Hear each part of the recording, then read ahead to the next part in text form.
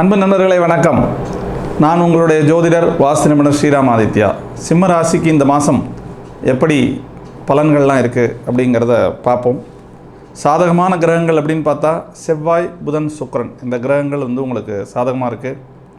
உங்களுடைய ராசிநாதன் 12ஆம் இடத்துல குருவோடு சேர்ந்து சுப விரயஸ்தானத்தில் இருக்கார். நிறைய பிரயாணங்கள் இந்த மாதங்களில் உங்களுக்கு இருக்கிறதுக்கு வாய்ப்புகள் இருக்குது. ஆன்மீக பிரயாணங்கள்லாம் இருக்கும்.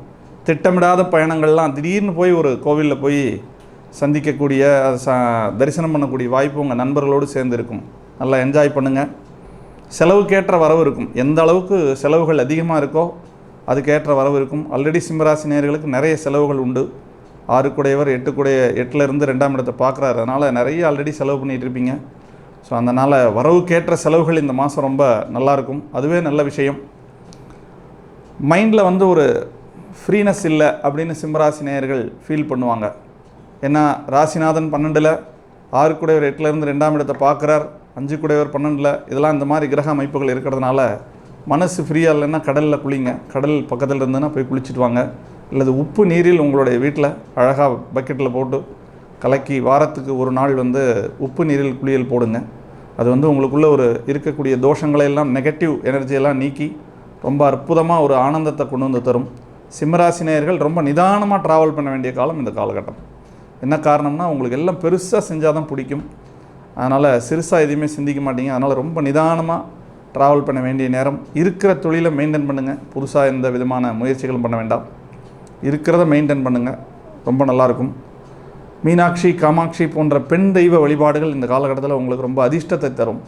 அதனால் உங்களுக்கு அந்த யதார்த்தத்தை உணர்த்தும் இந்த தெய்வ வழிபாடுகள். செய்கிற தொழிலில் ரொம்ப கான்சன்ட்ரேட் பண்ணி பண்ணுங்கள். நல்லா அற்புதமாக இருக்கும். செய்கிற தொழில் செய்தொழில் நல்லா மேன்மையாக இருக்கும். பொறுமையாக மூவ் பண்ணணும். எந்த ஒரு புதிய விஷயமா இருந்தாலும் நீங்கள் இந்த காலகட்டத்தில் ரொம்ப பொறுமையாக மூவ் பண்ணணும். ஏற்றம் தரும் மாதம். ரொம்ப சரியாக சொல்லணும்னா இப்போ புது முயற்சின்னா அவசரப்படாமல் இருந்தீங்கன்னா அதுவே பெரிய வெற்றி உங்களுக்கு. ஆக நிதானமாக செல்ல வேண்டிய மாதம். அதிர்ஷ்ட தெய்வம் இந்த மாதத்தில் யாரை வழிபட்டால் நமக்கு நல்ல ஒரு முன்னேற்றம் கிடைக்குன்னா காமாட்சி அம்பாளை போய் வழிபட்டுட்டு வாங்க. உங்கள் அருகாமையில் ஆலயங்கள் இருந்ததுன்னா போய் காமாட்சி அம்பாளை வழிபட்டுவாங்க. அல்லது அவங்களை நினைத்து தீபம் ஏற்றுங்கள். ஒயிட் இதுதான் இந்த மாதம் முழுக்க நீங்கள் அணிய வேண்டிய அதிர்ஷ்ட உடை. சந்தனம் அருகாமையில் இருக்கிற கோயில்களுக்கு கொண்டு வாங்கி கொடுங்க. நல்ல சந்தனமாக வாங்கி கொடுங்க. அது உங்களுக்கு மேலும் மேலும் வளர்ச்சியை கொடுக்கும்.